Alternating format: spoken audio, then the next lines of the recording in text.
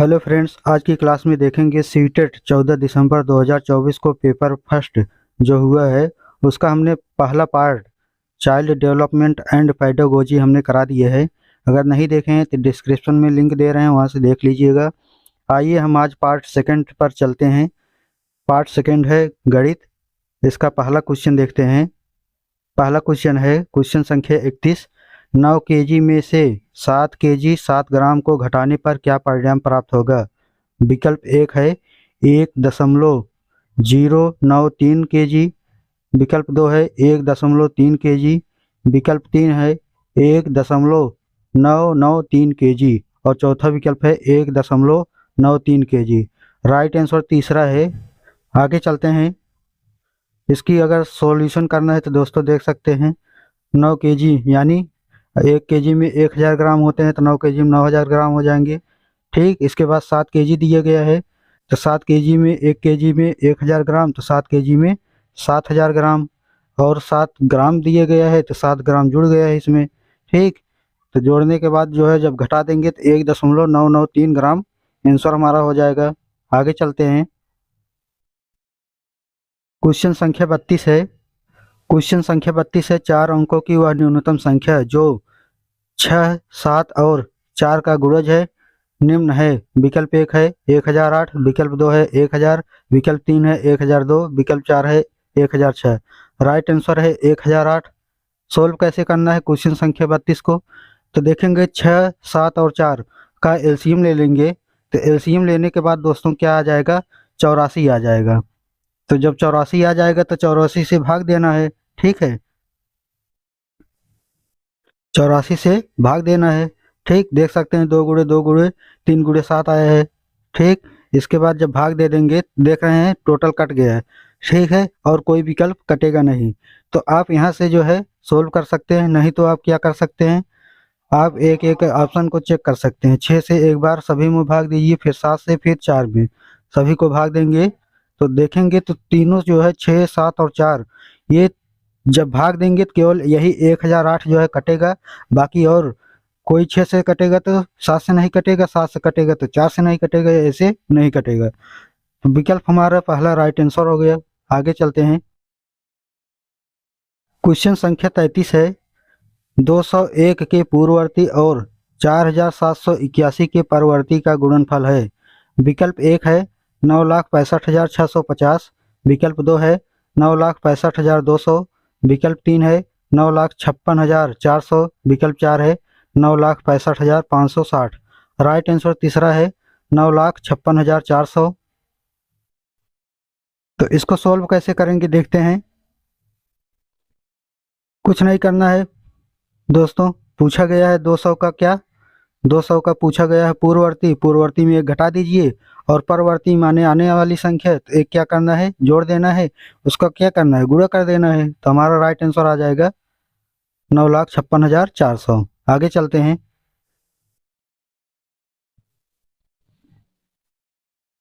Question संख्या 34 है 8 metre लंबे, 70 सेंटीमीटर चौड़े और 40 सेंटीमीटर मोटे लकड़ी के एक ब्लॉक से 2 मीटर गुड़े 35 सेंटीमीटर गुड़े 8 सेंटीमीटर माप वाले कितने फट्टे बनाए जा सकते हैं। विकल्प एक है 40। विकल्प दो है 50। विकल्प तीन है 48। विकल्प चार है 45। तो राइट आंसर हमारा 40 ही है दोस्तों। तो कैसे होगा देखिएगा। इसमें जो है 8 मीटर लंबे, 70 सेंटीमीटर चौड़ा और 40 सेंटीमीटर मोटा दिया गया है। तो इसमें पहले जो मीटर दिया गया है इसको सेंटीमीटर में बनाइए, क्योंकि सभी जो है देखेंगे तो ज़्यादातर सेंटीमीटर में दिया गया है। तो जब इसको 8 मीटर को सेंटीमीटर में बदलेंगे तो एक मीटर में 100 सेंटीमीटर होते हैं। तो 8 मीटर में 800 सेंटीमीटर हो जाएंगे। तो 800 गुणे 70 गुणे 40 और भाग दे दीजिए। 2 मीटर में कितना हो जाएंगे, तो 200 सेंटीमीटर हो जाएंगे गुणे 35 गुणे 8। ठीक है, तो जब इसको काट देंगे तो देखेंगे तो 200 4 बार में ले जाएंगे तो क्या आ जाएगा, 2 चौका 8, 400 हो जाएगा। ये क्या कट जाएगा, 0 0 0 0, 2 चौका 8, 4 आ गया। अब यहाँ पर 35 दूना 70। ठीक, यहाँ पर 2 आ गया ऊपर। अब यहाँ पर दिया गया है 8। ठीक, तो यहाँ से देखेंगे जो 4 दिया गया है इसको यहाँ से काट देंगे, 4 दूनी 8, यहाँ 2 हो जाएगा। फिर अब 2 यहाँ आया है, 2 यहाँ आया है, इसको काट दीजिए, ये कट गए, बचा है हमारा क्या 40। तो 40 हमारा राइट आंसर हो गया। आगे चलते हैं। क्वेश्चन संख्या 35 है, विद्यार्थियों को भाग की समस्या हल करने में कठिनाइयां आती हैं क्योंकि। विकल्प 1 है, भाग की समस्याओं को हल करने के लिए कोई अनौपचारिक कलन विधियां नहीं होती हैं। विकल्प 2 है, भाग की समस्याएं हल करने के लिए यह आवश्यक है कि विद्यार्थी जमा, घटा और गुणा करना अच्छी तरह से जान लें। तो यहाँ पर थोड़ा सा मिस्टेक है, त्रुटि हुई है लिखने में। विकल्प 3 है, विद्यार्थी भाग का चिन्ह पसंद नहीं करते। विकल्प 4 है, भाग की समस्याओं की दैनिक जीवन में कोई उपयोगिता नहीं है। व्याख्या है, भाग एक जटिल प्रक्रिया है जिसमें पूर्व ज्ञान की आवश्यकता होती है। यदि विद्यार्थी जोड़, घटाव और गुणा में सक्षम नहीं होते हैं तो वे भाग की समस्याओं को हल करने में कठिनाइयां अनुभव करते हैं। ये प्रक्रियाएं गणितीय समझ के आधार पर स्तंभ है। आगे चलते हैं।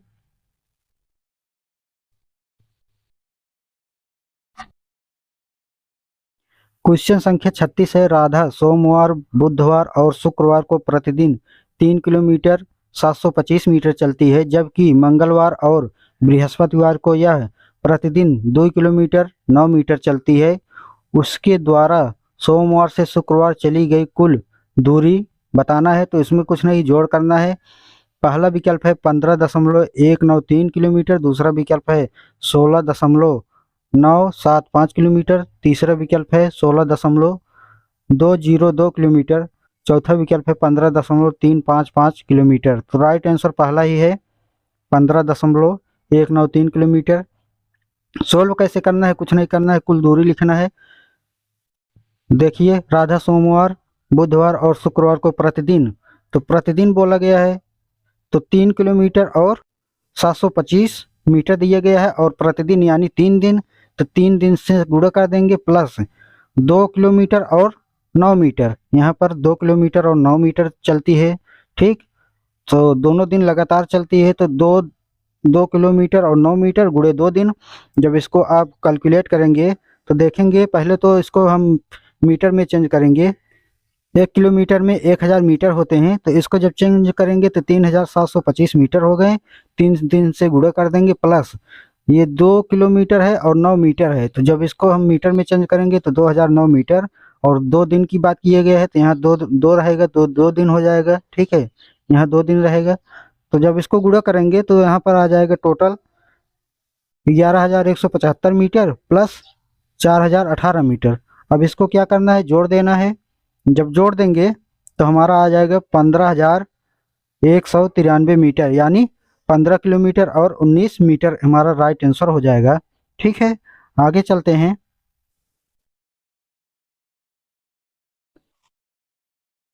क्वेश्चन संख्या 37 है, भिन्नों की अवधारणा के संदर्भ में निम्नलिखित में से कौन सा कथन सत्य नहीं है। विकल्प 1 है, एक भिन्न का गणितीय चिन्ह नोटेशन एक अनुपात के रूप में निरूपित किया जा सकता है। विकल्प 2 है, यह एक पूर्ण का वह भाग निरूपित करता है जो कि 1 से बड़ा हो। विकल्प 3 है, एक भिन्न का गणितीय चिन्ह एक विभाजन समस्या को निरूपित करने के लिए किया जा सकता है। विकल्प 4 है, यह एक समान वस्तुओं वाले समूह के भाग को निरूपित करता है। तो राइट आंसर दूसरा है, यह एक पूर्ण का वह भाग निरूपित करता है जो कि 1 से बड़ा हो। तो इसमें देखिएगा, भिन्न मुख्यतः एक पूर्ण के भाग को निरूपित करता है जो प्रायः 1 से छोटा होता है। हालांकि कभी कभी मिश्रित भिन्न 1 से बड़े मान को दर्शा सकते हैं, लेकिन सामान्यतः भिन्न का तात्पर्य पूर्ण के छोटे हिस्से से ही होता है। आगे चलते हैं। क्वेश्चन संख्या 38 है, निम्न में से किस अक्षर की 2 सममिति रेखाएं हैं। विकल्प 1 है U, विकल्प 2 है H, विकल्प 3 है B, विकल्प 4 है E। तो राइट आंसर हमारा दूसरा हो जाएगा H। अक्षर H में 2 सममितीय रेखाएं होती हैं, एक ऊर्ध्वाधर और एक क्षैतिज। ये रेखाएं अक्षर को 2 बराबर भागों में विभाजित करती हैं जो पारस्परिक सममित होते हैं।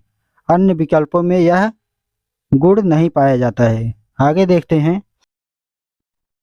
क्वेश्चन संख्या 39 है, गणित की कक्षा में मुक्त सिरे वाले प्रश्नों को समाकलित करने के लिए निम्नलिखित में से क्या सबसे अधिक उपयुक्त है। विकल्प एक है, इन प्रश्नों के उत्तर पुस्तक में नहीं दिए होते। विकल्प दो है, इन प्रश्नों को हल करने में समय अधिक लगता है। विकल्प तीन है, इन प्रश्नों की एक दूसरे से नकल करना आसान नहीं है। विकल्प चार है, ये प्रश्न विद्यार्थियों में आलोचनात्मक चिंतन का विकास करते हैं। तो राइट आंसर चार हो जाएगा, ये प्रश्न विद्यार्थियों में आलोचनात्मक चिंतन का विकास करते हैं। व्याख्या है, मुक्त सिरे वाले प्रश्न विद्यार्थियों को स्वतंत्र रूप से सोचने और अपने उत्तरों को तार्किक रूप से प्रस्तुत करने का अवसर प्रदान करते हैं। ये प्रश्न रचनात्मकता और तार्किक आलोचनात्मक चिंतन को बढ़ावा देते हैं, जो गणितीय शिक्षा का एक महत्वपूर्ण उद्देश्य है। आगे चलते हैं। क्वेश्चन संख्या 40 है, 4/7 + 5/14 - 7/8 का मान है। विकल्प एक है 5/56, विकल्प दो है 3/14, विकल्प तीन है 5/28, विकल्प चार है 3/56। राइट आंसर चौथा है 3/56। अब इसको कुछ नहीं करना है, 4/7 लिखिएगा प्लस 5/14 माइनस 7/8, और तीनों का क्या करना है, जो हर होता है उसका हमें ले लेना है एलसीएम। 7, 14 और 8 का एलसीएम लेंगे तो 56 आएगा। एलसीएम निकालने के लिए कुछ नहीं करना है, सीधा चेक कर लीजिएगा। 7 8 56, ठीक, 14 चौका 56, 8 7 56, तो तीनों से कट जा रहा है, तो 56 हमारा क्या हो गया, ये हो गया हमारा एलसीएम। और एलसीएम लेने के बाद सीधा कुछ नहीं करना है, यहाँ पर 7 दिए गए हैं, 7 8 56, 8 बार गया है, तो ऊपर वाले में जो बार गया है उसको गुणा कर दीजिएगा। तो 7 8 56, 8 चौक 32, यहाँ 32 आ गया। 14 चौको 56, 4 बार गया तो 4 5 20, माइनस है, माइनस के चिन्ह लगाइए। इसके बाद 8 7 56, 7 बार गया, 7 7 49, दोनों को जोड़िए 32 और 20 को, और माइनस 49 घटा देंगे तो 3/56 हमारा राइट आंसर आ जाएगा। आगे चलते हैं। क्वेश्चन संख्या 41 है, निम्न में से किसकी एक निश्चित लंबाई होती है। विकल्प एक है एक समतल, विकल्प दो है एक रेखा, विकल्प तीन है एक रेखाखंड, विकल्प चार है एक किरण। राइट आंसर तीसरा है एक रेखाखंड। व्याख्या है, रेखाखंड की एक निश्चित लंबाई होती है क्योंकि यह दो बिंदुओं के बीच का सीधा हिस्सा होता है। इसके विपरीत रेखा और किरण की कोई निश्चित लंबाई नहीं होती क्योंकि वे अनंत तक फैली होती हैं। तो यहाँ पर देखिएगा एक रेखा है यहाँ से, तो यहाँ से काट देंगे, यहाँ से काट देंगे तो यहाँ पर क्या हो गया, रेखाखंड हो गया। तो यहाँ पर काट देंगे तो यहाँ से रेखाखंड हो गया। तो ये क्या है, एक निश्चित लंबाई है। ठीक है, आगे चलते हैं।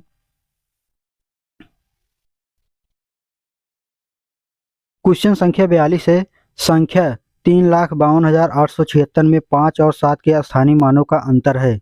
विकल्प एक है 5,07,000, विकल्प दो है 4,09,930, विकल्प तीन है 4,09,993, विकल्प चार है 4,09,997। राइट आंसर दूसरा है 4,09,930। इसको स्थानीय मान निकालेंगे दोस्तों, पूरा पहले संख्या को लिखेंगे, बाकी जहाँ पर जो संख्या पूछा गया है, यहाँ पर 7 पूछा गया है तो 7 को लिखेंगे, बाकी उसके दाहिने साइड जितने भी अंक हैं वहाँ पर 0 लगाएंगे। तो यहाँ 70 हो गया। यहाँ 5 है, 5 लिखेंगे, उसके सामने जितने अंक है वहाँ 0 लगाएंगे। तो 2 8 7 6 ये है अंक, इसके सामने 4 अंक है तो हमने 4 0 लगा दिए। तो यहाँ हो गया कितना, 5 0 0 0 0। तो दोनों घटा देंगे, जब घटाएंगे कितना आएगा, 4,09,930 हमारा राइट आंसर हो जाएगा, जो विकल्प दूसरा सही है। आगे चलते हैं।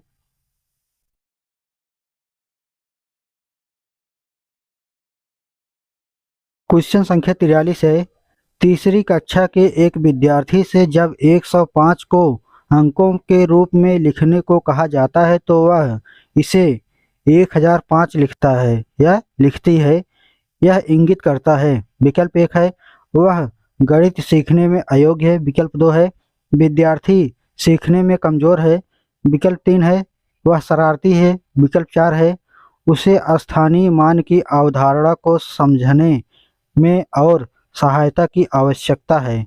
तो राइट आंसर है चौथा, उसे स्थानीय मान की अवधारणा को समझने में और सहायता की आवश्यकता है। व्याख्या है, विद्यार्थी द्वारा 105 को 1005 लिखना दर्शाता है कि उसे स्थानीय मान की सही समझ नहीं है। इस प्रकार शिक्षक को इस अवधारणा पर और अभ्यास व स्पष्टता प्रदान करनी चाहिए ताकि वह संख्याओं को सही रूप से लिखना और पढ़ना सीख सके।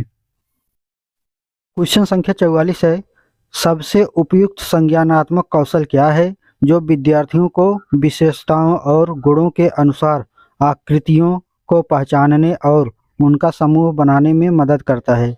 विकल्प 1 है अपघटन, विकल्प 2 है वर्गीकरण, विकल्प 3 है क्रमबद्धता, विकल्प 4 है संरक्षण। व्याख्या है, वर्गीकरण एक संज्ञानात्मक कौशल है जो विद्यार्थियों को विशेषताओं और गुणों के आधार पर वस्तुओं या आकृतियों को पहचानने और उन्हें समूहों में बांटने में मदद करता है। यह कौशल गणित और विज्ञान की शिक्षा में महत्वपूर्ण भूमिका निभाता है। आगे चलते हैं। इसमें विकल्प दूसरा राइट है वर्गीकरण। क्वेश्चन संख्या 45 है, राष्ट्रीय शिक्षा नीति 2020 गणित और कंप्यूटेशनल महत्व को बढ़ावा देती है क्योंकि विकल्प 1 है यह एक शिक्षक का स्थान ले सकता है, विकल्प 2 है यह स्कूल में सीखने का सबसे कठिन पहलू है, विकल्प 3 है यह मानव अस्तित्व के लिए मूलभूत है, विकल्प 4 है यह एआई, मशीन लर्निंग और डेटा साइंस आदि जैसी उभरती हुई तकनीकों का आधार है। व्याख्या, राष्ट्रीय शिक्षा नीति 2020 गणितीय और कंप्यूटेशनल कौशल पर जोर देती है क्योंकि ये आधुनिक तकनीकी क्षेत्रों जैसे artificial intelligence, machine learning, data science आदि के विकास और उपयोग के लिए आवश्यक आधार है। ये कौशल विद्यार्थियों को भविष्य के लिए तैयार करते हैं।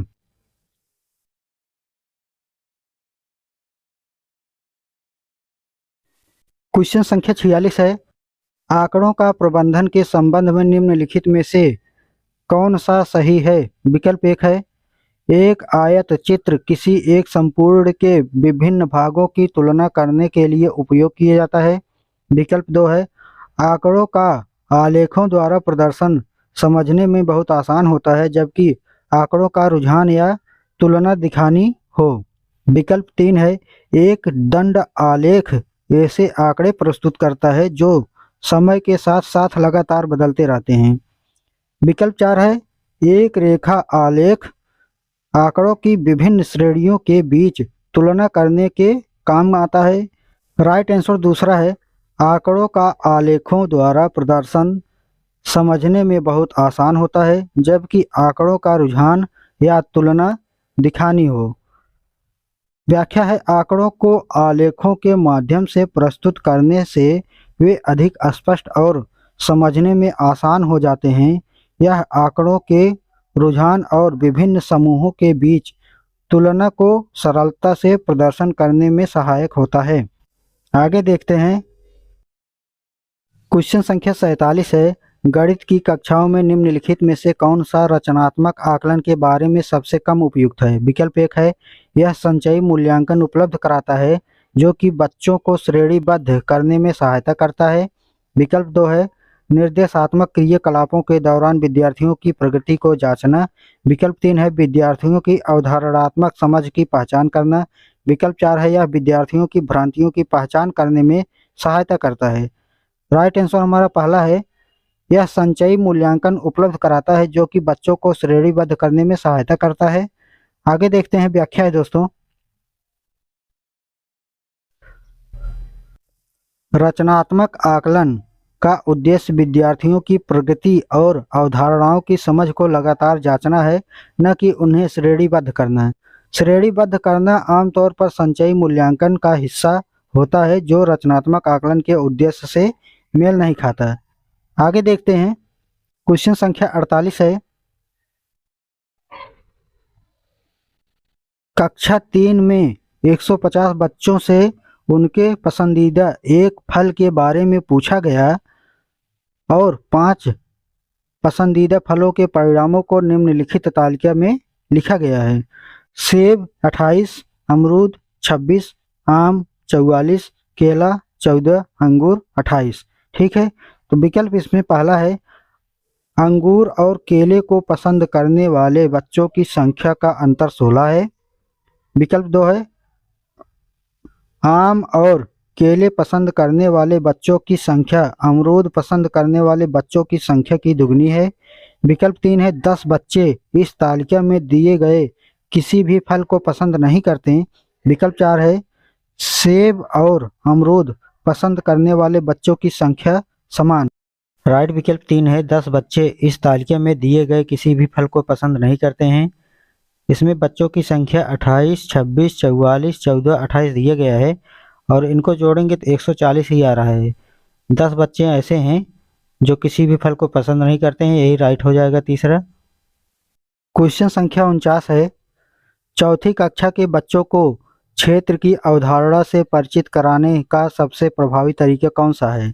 विकल्प 1 है सन्निकट और अनुमान। विकल्प 2 है टेसेलेशन टाइलिंग। विकल्प 3 है गिनतारा। विकल्प 4 है सूत्र आधारित विधि। तो राइट आंसर दूसरा है टेसेलेशन टाइलिंग। ठीक है, व्याख्या है टेसेलेशन या टाइलिंग के क्षेत्र की अवधारणा को चौथी कक्षा के बच्चों को समझाने का एक प्रभावी तरीका है। इस विधि में बच्चे किसी एक रूप जैसे वर्ण या आयत को जोड़कर क्षेत्रफल या अनुमान लगा सकते हैं। यह बच्चों को वास्तविक जीवन में क्षेत्र की माप को समझने और अनुभव करने में मदद करता है। आगे देखते हैं क्वेश्चन संख्या 50 है। क्वेश्चन संख्या 50 है एक व्यक्ति ने अपने बैंक के खाते में से किसी महीने की 4 तारीख को 4560 निकाले और उसी महीने में 20 तारीख को 2567 जमा कर दिए। यदि महीने के अंत में उसके खाते में 3125 रुपये धनराशि है तो महीने के प्रारंभ में उसे खाते में कितनी धनराशि थी। तो यहाँ पर विकल्प पहला है 5118, विकल्प दूसरा है 4998, विकल्प तीसरा है 5213, विकल्प 4 है 5128। तो राइट आंसर तो पहला ही है दोस्तों 5118। तो सोल्व कैसे करेंगे आइए देखते हैं। प्रारंभ में निकाली गई राशि 4560 है, 20 तारीख को जमा की गई राशि 2567 है, अंत में जमा की गई राशि 3125 है। तो दोस्तों ध्यान दीजिएगा अगर 4560 रुपये अगर खाते में से निकाल रहे हैं तो इसका मतलब है आपके खाते में 4560 रुपये है। इसके बाद कितना है कि नहीं है, जीरो है कि कितना है, इसके बाद देखना है। तो 20 तारीख को जमा राशि कितना है 2567 रुपये। ठीक है, तो हमको ये जो पूछा गया है 2567 रुपये 20 तारीख को जमा किए गए, तो जमा तो हमको करना नहीं है क्योंकि हमको प्रारंभ में पूछा गया कितनी राशि थी। ठीक है, तो अंत में जमा की गई राशि 3125 है। ठीक, तो 3125 राशि में से जब 20 तारीख को जो जमा किए गए हैं पहले तो उसको घटा देंगे तो हमारा आएगा कितना 558। तो जब 558 अभी बचे हैं दोस्तों तो इसको 4560 में से 458 जब जोड़ देंगे तो हमारा आ जाएगा 5181 रुपये। तो ये हमारा राइट आंसर हो जाएगा। ठीक है, प्रारंभ में कितने थे 5181 रुपये। आगे चलते हैं।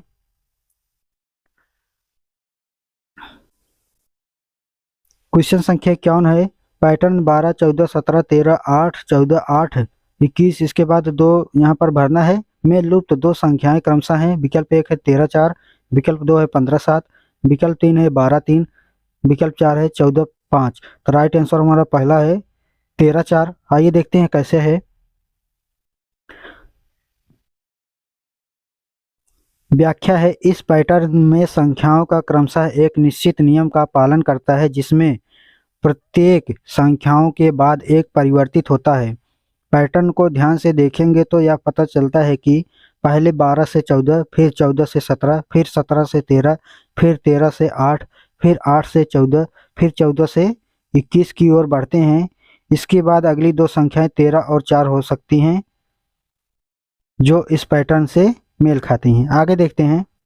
क्वेश्चन संख्या 52 है जैस्मीन ने कहा, एक आयत में विपरीत भुजाओं के दो युग्म समानांतर होते हैं, एक वर्ग में भी विपरीत भुजाओं के दो युग्म समानांतर होते हैं और उसी प्रकार एक समानांतर चतुर्भुज में भी। इसलिए आयत और वर्ग दोनों ही समांतर चतुर्भुज होंगे। जैस्मीन वैन हेले के सिद्धांत के ज्यामितीय चिंतन के यहाँ पर भरना है स्तर पर है, तो क्या भरना है? विकल्प 1 है दृश्यीकरण, विकल्प 2 है विश्लेषण, विकल्प 3 है संबंधों की समझ, विकल्प 4 है औपचारिक निगमन। राइट आंसर 4 है औपचारिक निगमन। व्याख्या है, जैस्मीन का कथन दर्शाता है कि वह औपचारिक निगमन के स्तर पर है, जहां वह विभिन्न ज्यामितीय गुणों और उसके आपसी संबंधों को समझते हुए सामान्यीकरण और औपचारिक प्रमाणों के माध्यम से निष्कर्षों तक पहुंचती है। आगे देखते हैं। क्वेश्चन संख्या 53 है, निम्नलिखित में से कौन सा भारतीय गणित से संबंधित नहीं है? विकल्प 1 है बौधायन सुलभ सूत्र, विकल्प 2 है लीलावती, विकल्प 3 है चरक संहिता, विकल्प 4 है सूर्य सिद्धांत। राइट आंसर 3 है चरक संहिता। व्याख्या है, चरक संहिता आयुर्वेदिक चिकित्सा से संबंधित एक प्राचीन ग्रंथ है, जबकि बौधायन सुलभ सूत्र, लीलावती और सूर्य सिद्धांत भारतीय गणित से संबंधित है। बौधायन सुलभ सूत्र गणित की सिद्धांतों पर आधारित है, लीलावती गणित की किताब और सूर्य सिद्धांत खगोल शास्त्र से जुड़ा हुआ है। आगे देखते हैं। क्वेश्चन संख्या 54 है, अंकों 5, 9, 0, 2, 8 और 6 से बिना पुनरावृत्ति के 6 अंकों की बनाई जा सकने वाली सबसे बड़ी और सबसे छोटी संख्याओं का योग। तो सबसे बड़ी संख्याएं देखिएगा दोस्तों, कुछ नहीं करना है, जो बड़ा अंक है उसको पहले, जो छोटा है उसको लास्ट में। तो इसको लिखेंगे 9, 8, 6, 5, 2, 0 हो गया। जब इसको छोटी संख्या लिखेंगे तो 0 को अगर हम पहले बाईं साइड लिख देंगे अगर, तो उसका मान तो 0 हो जाएगा, कोई रहेगा ही नहीं, अंक में क्वांटिटी ही नहीं होगा। तो इसको हम जो है एक अंक छोड़ करके, ठीक है, दाहिनी तरफ लिखेंगे। तो ये हो गए 2, 0, 5, 6, 8, 9। तो जब इसको क्या करेंगे, जोड़ देंगे, तो क्या आ जाएगा 11, 92, 209 हमारा राइट आंसर हो जाएगा, जो पहला विकल्प हमारा राइट है। आगे चलते हैं।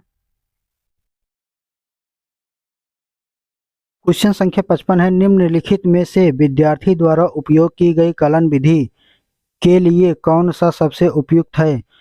प्राथमिक कक्षा के एक गणित के शिक्षक ने अपने विद्यार्थी को निम्नलिखित समस्या हल करने को दी। 616 विद्यार्थी के स्कूल के लिए 28 विद्यार्थियों वाली कितनी कक्षाओं की आवश्यकता होगी?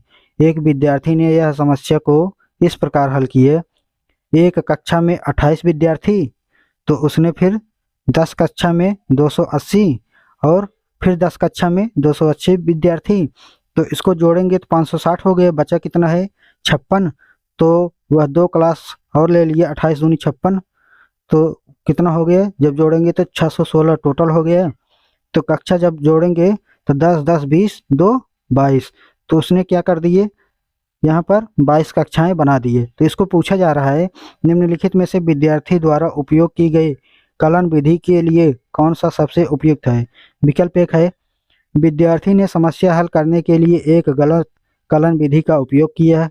विकल्प 2 है विद्यार्थी ने समस्या हल करने के लिए योग पर विभाजन के साहचर्य नियम का उपयोग किया। विकल्प 3 है विद्यार्थी ने समस्या हल करने के लिए योग पर विभाजन के विवरण नियम का उपयोग किया। विकल्प 4 है विद्यार्थी ने समस्या हल करने के लिए विभाजन के वितरण और सहचर्य दोनों नियमों का उपयोग किए। चौथा विकल्प सही है, विद्यार्थी ने समस्या हल करने के लिए विभाजन के विवरण और सहचर्य दोनों नियमों का उपयोग किए। आगे चलते हैं। वही विकल्प है चौथा सही है दोस्तों, ठीक है। व्याख्या है विभाजन के वितरण और सहचर्य नियम का संयुक्त उपयोग करते हुए विद्यार्थी ने संख्याओं के बीच संबंधों को समझते हुए विभाजन और गुणन के गुणों का सही तरीके से उपयोग किया है। यह दर्शाता है कि विद्यार्थी ने गणितीय नियमों को समझते हुए उन्हें समस्या के समाधान में प्रभाव ढंग से लागू किया है। प्रभावी ढंग से लागू किया है। आगे देखते हैं, क्वेश्चन संख्या 56 है। दूसरी कक्षा के अधिकांश शिक्षार्थी 4 कैंडी और 3 कैंडी जैसी दो मात्राएं जोड़ने में सक्षम होते हैं, लेकिन जब वर्कशीट पर 4+5 करने के लिए कहा जाता है तो अधिकांश वही शिक्षार्थी ऐसा करने में असमर्थ होते हैं। राष्ट्रीय पाठ्यचर्या रूपरेखा 2005 के अनुसार इसका क्या कारण है? विकल्प 1 है, शिक्षार्थी अमूर्त गणितीय प्रतीकों के उपयोग के लिए तैयार नहीं होते हैं। विकल्प 2 है, शिक्षार्थियों को योग ठीक से नहीं सिखाया जाता है। विकल्प 3 है, कुछ शिक्षार्थी गणितीय कौशल में कमजोर होते हैं। विकल्प 4 है, शिक्षार्थी वास्तविक गणित सीखने में रुचि नहीं रखते हैं। राइट आंसर पहला है, शिक्षार्थी अमूर्त गणितीय प्रतीकों के उपयोग के लिए तैयार नहीं होते हैं। व्याख्या है, दूसरी कक्षा के शिक्षार्थी वास्तविक वस्तुओं या चित्रों के माध्यम से जोड़ने में सक्षम होते हैं, लेकिन अमूर्त गणितीय प्रतीकों जैसे 4+5 का उपयोग करना उनके लिए कठिन हो सकता है, क्योंकि वे प्रतीकों को वास्तविक जीवन से जोड़ने में असमर्थ होते हैं। आगे देखते हैं, क्वेश्चन संख्या 57 है। एक त्रिभुज जिसकी सभी भुजाएं अलग अलग लंबाइयों की होती है कहलाता है। विकल्प 1 है, एक समकोणीय त्रिभुज। विकल्प 2 है, एक समबाहु त्रिभुज। विकल्प 3 है, एक समद्विबाहु त्रिभुज। विकल्प 4 है, एक विषमबाहु त्रिभुज। राइट आंसर चौथा है, एक विषमबाहु त्रिभुज। व्याख्या है, जब एक त्रिभुज की सभी भुजाएं अलग अलग लंबाई की होती हैं तो उसे विषमबाहु त्रिभुज कहते हैं। इसका मतलब है कि तीनों भुजाएं असमान होती हैं। ठीक है। क्वेश्चन संख्या 58 है। एक बच्चे ने प्रश्न हल किए, 1/2 + 1/3 = 2/5। इस हल से सबसे उपयुक्त क्या निष्कर्ष निकाला जा सकता है? विकल्प 1 है, बच्चे ने प्राकृतिक संख्याओं के जोड़ की अवधारणा को भिन्नों के जोड़ तक विस्तारित किया है। विकल्प 2 है, बच्चे को संख्याओं को जोड़ना नहीं आता। विकल्प 3 है, बच्चे को लघुत्तम समापवर्त लेना नहीं आता। विकल्प 4 है, बच्चा नहीं जानता कि भिन्नों को संख्या रेखा पर कैसे प्रदर्शित किया जाता है। राइट आंसर पहला है, बच्चे ने प्राकृतिक संख्याओं के जोड़ की अवधारणा को भिन्नों के जोड़ तक विस्तारित किया है। आगे देखते हैं, व्याख्या है, बच्चे ने प्राकृतिक संख्याओं के जोड़ की अवधारणा को भिन्नों के जोड़ तक विस्तारित किया, लेकिन लघुत्तम समापवर्त की प्रक्रिया को नहीं समझा, इसलिए उसे जोड़ने की प्रक्रिया में सुधार की आवश्यकता है। क्वेश्चन संख्या 59 है। राष्ट्रीय पाठ्यचर्या रूपरेखा 2005 के अनुसार गणित के शिक्षकों को इस ओर ध्यान केंद्रित करने की जरूरत है। विकल्प 1 है, संस्मरण और गहन रूप से एल्गोरिदम को बढ़ावा देना। विकल्प 2 है, गणितीय तर्क विचार। विकल्प 3 है, सही उत्तरों के लिए एकमात्र अधिकारी बनाना। सही विकल्प चुनना है। तो क्या होगा देखते हैं। विकल्प 1 है, बी और सी। विकल्प 2 है, केवल ए। विकल्प 3 है, ए और बी। विकल्प 4 है, केवल बी। तो हमारा राइट आंसर हो जाएगा केवल ए। व्याख्या है, गणितीय तर्क विचार का उद्देश्य बच्चों के समस्या समाधान की क्षमता और तार्किक सोच को विकसित करना है, जिससे वे गणित के सिद्धांतों को बेहतर समझ सकें। आगे देखते हैं, क्वेश्चन संख्या 60 है। 31 से 60 तक के बीच की अभाज्य संख्याओं का योग है। विकल्प 1 है, 311। विकल्प 2 है, 221। विकल्प 3 है, 3। क्वेश्चन संख्या 60 है। 31 से 60 तक के बीच की अभाज्य संख्याओं का योग है। विकल्प 1 है, 311। विकल्प 2 है, 221। विकल्प 3 है, 227। विकल्प 4 है, 280। राइट आंसर हमारा हो जाएगा पहला 311। 31, 37, 39, 41, 43, 47, 53, इसको जोड़ेंगे तो 311 आएगा। कुछ लोगों का कहना है कि 31 नहीं जोड़ा जाएगा, क्योंकि दोस्तों 31 से 60 तक बोला गया है। तो अगर यहाँ बीच में से आ रहा है तो यहाँ पर 31 जोड़ा जाएगा। अगर यहीं के होता 31 के 60 के बीच, तो वहाँ पर जो के आता ना, तो वहाँ 60 छोड़ दिया जाता है, लेकिन यहाँ 60 लिया जाएगा, लेकिन 60 है ही नहीं, तो नहीं लिया गया है। तो इसलिए राइट आंसर हमारा पहला राइट है। अगर इंग्लिश लैंग्वेज देखेंगे तो इंग्लिश लैंग्वेज में दिया गया है 31 एंड 60, यानी 31 और 60 के बीच की संख्या, तो 31 छोड़ दिया जाएगा। अगर उस हिसाब से देखा जाएगा तो दोस्तों फिर सही हो जाएगा 280। ठीक है। तो अगर 31 ले रहे हैं तो वहाँ आ जाएगा 311। राइट आंसर पहला विकल्प हो जाएगा। तो देखते हैं क्या सही होता है। तो दोस्तों कैसा लगा वीडियो हमें ज़रूर बताइएगा। आप अगर लाइक शेयर सब्सक्राइब कमेंट करते रहेंगे दोस्तों तो मैं अगला पार्ट भी बहुत जल्द लेकर आने वाला हूँ। आज के लिए बस इतना ही। बहुत बहुत धन्यवाद। थैंक यू जुड़ने के लिए।